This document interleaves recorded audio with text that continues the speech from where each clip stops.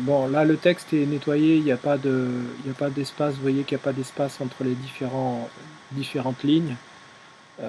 Alors, par contre, on peut retrouver des espaces et quand on sélectionne un mot ou une ligne, ça peut poser problème. Surtout quand on veut sélectionner le deuxième mot, par exemple ici, puis le troisième, puis le quatrième et s'arrêter là.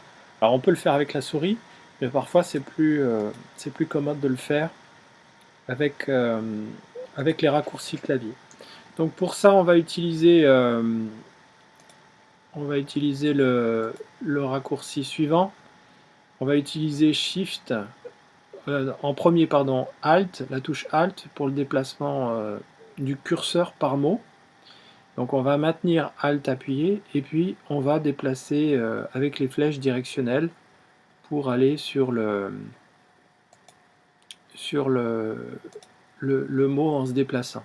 Donc ici je place le curseur juste devant le verbe recommencer, je maintiens Alt appuyé, là c'est appuyé, c'est maintenu, et je me déplace vers la droite avec les flèches directionnelles. Ce qui fait que là je passe d'un mot à l'autre, comme ça, d'accord?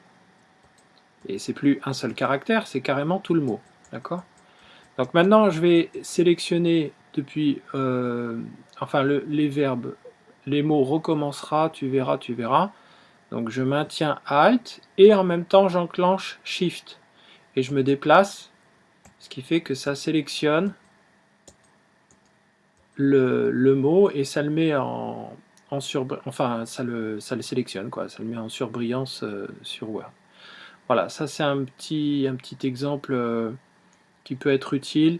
Ce serait bien de s'entraîner si vous avez 5 minutes pour consolider cette compétence, parce que si vous ne savez pas sélectionner avec le clavier, vous ne savez pas tout simplement modifier la